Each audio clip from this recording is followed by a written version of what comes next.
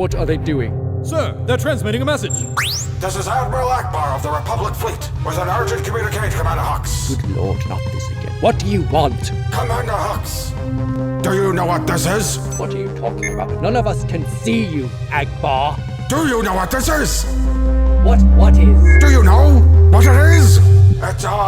It's a what? It's What are you doing right now? It's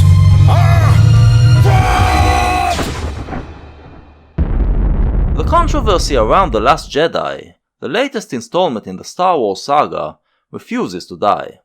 Fans are viciously attacking the director Rian Johnson and all the people behind him. On Rotten Tomatoes, the audience score for the movie is the lowest of all Star Wars movies, much lower than the maligned prequels. The creators, meanwhile, are dismissive of the backlash, which only serves to fuel the anger. The movie is attacked on many different levels, but there is one criticism which I think that it merits, and which I didn't see anyone make. So, it appears it is up to me to make the charge. There will be spoilers. When I first saw The Last Jedi, I mostly liked it. The second act was boring, but I did enjoy it overall. The best thing about it were the plot twists, which definitely subverted my expectations. When I watched it a second time, however, I enjoyed it much less. As many have pointed out, the plot twists have a diminishing effect on the overall story, and make it less interesting. Then again, there are some things about this movie that I do find to be good and interesting, and I don't hate it.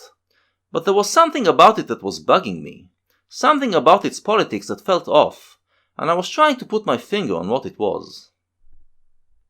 The producers of the movie made no secret that they had a feminist agenda. It seems that they wanted to create more female heroes, which will inspire young girls. If that was the intent, however, the execution is so comically horrible that it totally backfired. We are introduced to two new female characters, Rose Tycho and Admiral Holdo, two characters that are so bad that they make some fans pine for Jar Jar Binks. Holdo, in particular, almost feels like an intended sabotage by the writers, like a desperate cry for help. It's almost as if they are trying to hint to us that they are working under the leadership of someone who has no idea what she's doing, and gives them no directions on how they should proceed. As for the established female characters, Leia is put in a coma for most of the movie, Rey is stripped of any interesting features she had in the previous film and becomes an extremely boring character, and the treatment that the Phasma character gets is just insulting. Even worse, the movie turned out as if it was written by someone who secretly thinks women have no place on the battlefield, and should go back to the kitchen. Both Holdo and Rose act in completely irrational ways, and if it isn't for Luke Skywalker's Deus Ex Machina, their actions and decisions would have got everyone killed. So this movie is terrible to women, but that's not the thing that bothered me. That just made me scoff at the incompetence of the people who made it.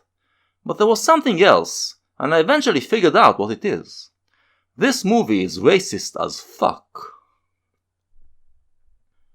Science fiction and fantasy have some very important functions in an enlightened society.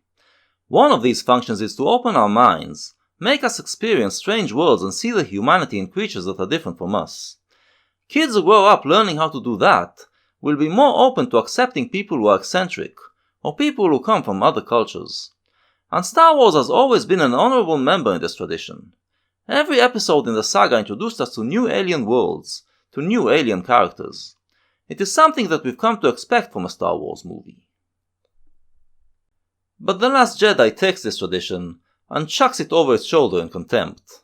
It reverses the trend, making the Star Wars universe smaller instead of bigger.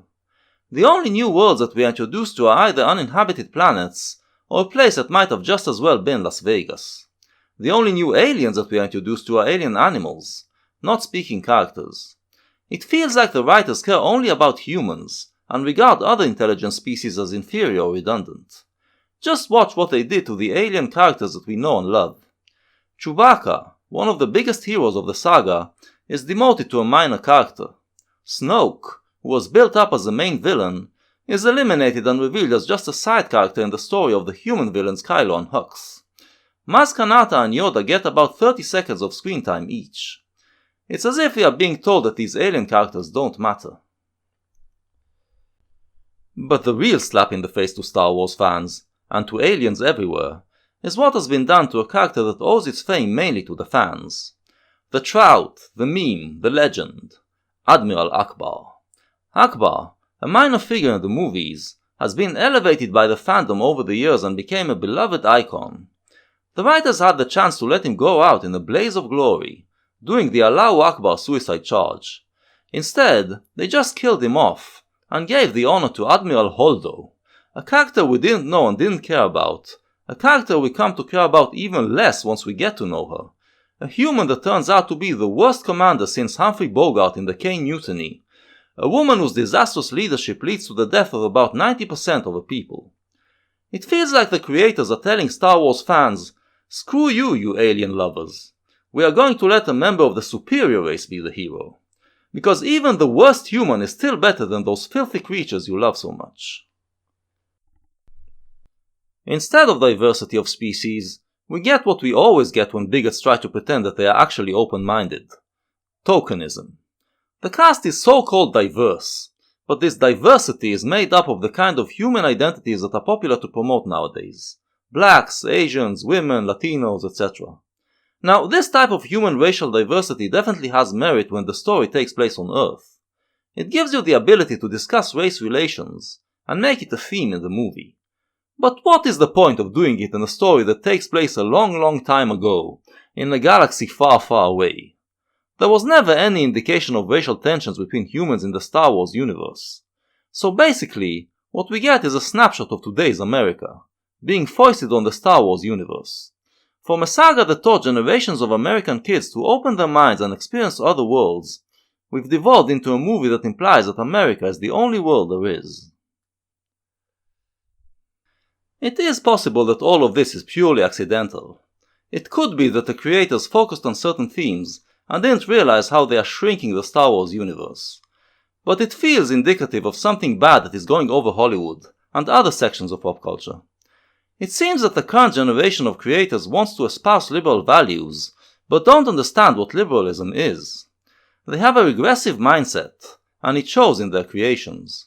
And so, we find ourselves in an era in which Hollywood creators are far less enlightened than their audience, and the audience feels it.